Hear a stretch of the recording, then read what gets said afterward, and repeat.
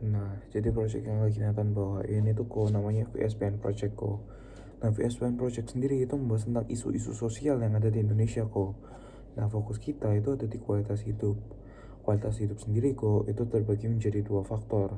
Ada faktor internal yang kita bisa kontrol, ada juga faktor eksternal yang kita nggak bisa kontrol kok.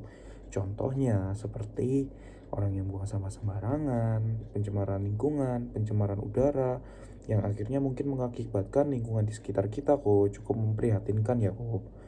Nah, tapi ada juga yang bisa kita kontrol kok. Contohnya itu makanan yang kita konsumsi sehari-hari. Nah, koko sendiri suka junk food atau healthy food kok? Junk food ya kok ya. Sama sih, aku juga suka junk food kok. Tapi kalau aku boleh kasih saran, lebih baik diimbangin kok sama healthy foodnya. Tapi kok tahu nggak sih, orang yang terlalu banyak pikiran atau stres itu bisa menyebabkan kanker, gangguan imun, jantung, dan lain-lain kok. Tapi permasalahan terbesar di Indonesia kok, itu bukan itu kok. Permasalahan terbesar di Indonesia itu 80% penduduk Indonesia itu sakit dulu kok sebelum meninggal. Jarang kita dengar teman kita sehat-sehat aja terus tiba-tiba besok nggak ada. Lebih sering dengar teman kita sakit masuk rumah sakit baru nggak ada ya kok. Ya mungkin kalau aku bisa kasih contoh kok, di dalam suatu keluarga ada 5 orang kok. Nah, 4 dari 5 orang ini kok itu terancam terkena sakit sebelum meninggal dunia. Rata-rata biasanya mereka terkena penyakit seperti stroke, jantung, ginjal, dan kanker kok. Nah, menurut Koko nih dari 4 penyakit yang aku sebutin ini mana yang paling bahaya kok?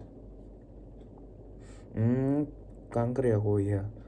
Koko punya saudara atau kerabat, temen yang pernah kena kanker mungkin kok. Oh, temen ya kok. Itu kena kanker apa kok? Oh, kanker hati ya. Iya sih kok, ya aku setuju sih kok. Emang kanker tuh berbahaya. Tapi tentu semua ini berbahaya ya kok. Apalagi biaya untuk pengobatannya juga nggak sedikit kok. Seperti stroke 1 miliar, jantung 1 miliar, kanker 2 miliar, ginjal 3 miliar kok. Tapi kok ini masih biaya yang kelihatan kok. Ada juga biaya yang nggak kelihatan. Nah, maksudnya apa? Mungkin aku bisa kasih contoh itu seperti bongkahan batu es ini kok. Nah, bongkahan batu es di atas itu kelihatannya kecil kok, tapi kita nggak pernah tahu yang di bawahnya ini sebesar apa. Mungkin kalau koko tahu film Titanic kok, nah dia kan tenggelam karena menabrak bongkahan es batu ini kok. Nah, kayak dia mikirnya, oh ini kecil, aku tabrak aja. Tapi kan kita nggak tahu yang bawahnya tuh sebesar apa, makanya kan tenggelam. Nah, mungkin ini sama kok, kita bisa bilang itu biaya rumah sakit paling cuma 200 juta sampai 1 miliar. Ada uangnya, bisa bayar. Tapi kan kembali lagi kok, itu pasti masih biaya nggak masih biaya yang kelihatan. Nah, ada juga biaya yang nggak kelihatan kok. Misal nih kok, orang yang terkena kanker udah pasti ingin melakukan pengobatan yang terbaik. Nah, pengobatan yang terbaik kok udah pasti di luar negeri ya kok. Oleh karena itu kok, makanya ada yang namanya biaya akomodasi dan transportasi untuk melakukan pengobatan ke luar negeri kok. Dengan kita melakukan pengobatan ke luar negeri kok, otomatis kerjaan kita, bisnis kita itu kita tinggal kok. Nah, terus pasti otomatis ya menghambat income kita lah ya kok. Terus bagaimana kok dengan kepercayaan pelanggan, kepercayaan pemasok, belum lagi masa depan karir kita ini gimana kok. Belum nanti stres, belum bayar cicilan, kartu kredit, biaya anak dan lain-lain kok, dan itu semua total kerugiannya 5 kali dari biaya pengobatan kok. Nah, inti sharing aku hari ini kok, itu aku ada satu analogi sepasang suami istri, mereka bekerja kok. Mereka bekerja itu untuk mendapatkan yang namanya income. Nah, income ini kok, itu mereka pakai untuk biaya hidup seperti beli rumah, beli mobil, dia anak, dan lain-lain kok. Dan mereka juga menyisikan untuk yang namanya tabungan. Nah, tabungan ini kok, itu terdiri dari 3 kok. Ada tabungan masa depan anak, tabungan dana darurat, dan yang terakhir tabungan masa tua atau masa pensiun kok. Nah kok, dari 3 ini mana yang paling penting kok ya? Udah pasti penting semua lah ya kok. Dan untuk mengumpulkan semuanya ini kok itu membutuhkan waktu bertahun-tahun kok. Nah, aku mungkin langsung masuk ke sharingku. Let's say Bapak A umur 35 tahun tidak merokok kok. Bapak A ini kok itu punya uang, dia nabung di bank. Di tahun pertama, Bapak A nabung 3 juta per bulan. Di tahun kedua, Bapak A juga nabung 3 juta per bulan. Di tahun ketiga, Bapak A juga nabung lagi kok 3 juta per bulan. Di tahun keempat, di tiba-tiba Bapak A terkena kanker kok, dan keluar bil rumah sakit itu sebesar 1 miliar. Nah, menurut Koko nih, biaya 1 miliar ini kok itu bisa di-cover nggak sama bank? Ya tentu nggak bisa ya kok. Nah, akhirnya mau nggak mau solusinya apa kok? Solusinya jual aset, jual mobil, jual rumah. Tapi kalau ditanya masa rela sih kok? Ya udah pasti nggak rela ya kok. Atau mungkin solusi lainnya kok, itu pinjam uang di saudara atau kerabat. Nah, tapi zaman sekarang kok, pinjam saudara ke saudara atau kerabat 1 juta 2 juta aja itu bikin hubungan retak kok. Apalagi pinjam 1 miliar. Atau mungkin nih kok, solusi terakhirnya itu minta sumbangan di kitabisa.com. Nah, tapi menurutku ini masih belum menjadi solusi kok, karena untuk mengumpulkan 1 miliar ini itu pasti kan membutuhkan waktu bertahun-tahun. Keburu ya, Bapak A ini meninggal kok. Nah, jadi nabung di bank itu masih belum menjadi solusi kok buat aku. Nah, let's say Bapak A punya opsi kedua kok. Bapak A nabung di bank plus beli asuransi kesehatan. Nah, di tahun pertama sama kok, Bapak A nabung 3 juta per bulan, tahun kedua nabung 3 juta per bulan, tahun ketiga nabung 3 juta per bulan. Di tahun keempat kok tiba-tiba Bapak A terkena penyakit kanker dan keluarlah bil sebesar 1 miliar kok. Nah, menurut Koko nih, asuransi kesehatan yang dia beli itu bisa mengcover nggak biaya 1 miliar ini kok? Belum tentu kok, karena tergantung dia ambil yang apa. Nah, asuransi kesehatan sendiri kok itu terbagi menjadi dua. Yang pertama itu ada yang namanya inner limit. Nah, inner limit itu apa kok? Misal aku kasih contoh ya kok. Ini keluar bill rumah sakit itu sebesar 1,9 miliar.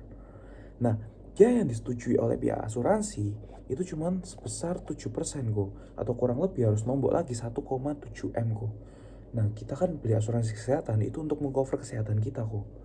Nah, tapi kok masih harus nombok 1,7 miliar lagi kok. Nah, ini asuransi yang kurang bagus kok kita bilangnya. Tapi kok ada juga yang asuransi yang bagus. Namanya sesuai tagihan atau on bill. Nah, aku langsung kasih contoh, mungkin ini keluar bill rumah sakit itu sebesar 1,2 M kok. Biaya yang disetujui oleh pihak asuransi itu hampir 100% kok. Nah, ini asuransi yang bagus kok. Nah, ngomong-ngomong, Koko sendiri udah pakai asuransi atau belum kok? Oh, sudah ya kok. Ikut di mana tuh kok? Hmm, di Biru Tua. Oh, udah ikut berapa lama tuh kok kalau boleh tahu? Oh ya cukup lama ya kok. Itu ikut di temen atau mungkin saudara yang sepupu atau apa? Oh, saudara. Koko sendiri. Iya, iya, iya, iya. Premi per bulannya berapa kok? Oh ya lumayan ya. Ya berarti bagus lah kok. Koko udah open minded sama insurance. Karena kan nggak semua orang itu open minded kok. Ya aku izin lanjut ya kok. Tapi kok buat aku nabung di bank plus beli asuransi kesehatan itu masih belum menjadi solusi kok. Karena orang yang udah terkena kanker kok, dia bisa kerja lagi nggak kok? Kayak kerja 9 to 5, kerja produktif, ya udah pasti nggak bisa kok. Mau nggak mau, pasti juga menghambat ke income-nya dia. Nah mau nggak mau kok, dia harus hidup dari yang namanya saving atau tabungannya dia kok. Nah namanya tabungan kok, ya kan lama-lama juga bisa habis kok, ada limitnya. Belum lagi kok, biaya hidupnya dia terus berjalan. Nah, kalau Koko tahu mungkin di asuransi per bulannya ada yang namanya bayar premi. Nah, Bapak A ini kok itu makan aja udah susah, apalagi bayar premi kok. Nah, makanya nabung di bank plus beli asuransi kesehatan itu masih belum menjadi solusi kok buat aku. Nah, solusinya apa? Solusinya itu di program yang lagi aku kembangin sekarang kok. Namanya Financial Stability Program. Nah, atau kita singkat biasanya FSP. Nah, di FSP ini kok, di tahun pertama sama Bapak A nabung 3 juta per bulan.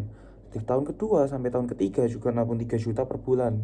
Nah, di tahun keempat kok Bapak A terkena penyakit kanker dan keluarlah bil sebesar 1 miliar. Biaya 1 miliar ini kok, itu kita cover sama kayak asuransi-asuransi pada umumnya. Tetapi keunggulan FSP ini kok, kita kasih uang 1 M cash. Nah, kenapa kok kita kasih uang 1 M cash kok? Ya kembali lagi kok, orang yang udah terkena kanker ya udah pasti nggak bisa kerja kan kok. Otomatis income-nya juga terhambat. Belum lagi biaya hidupnya masih terus berjalan. Cicilan mobil, cicilan rumah. Makanya kok kita kasih uang 1 M cash ini itu untuk keberlangsungan biaya hidupnya. Seperti bayar cicilan mobil, rumah, dan lain-lain kok. Dan kalau mungkin Koko tahu di asuransi pada umumnya kan bayar premi terus per bulan.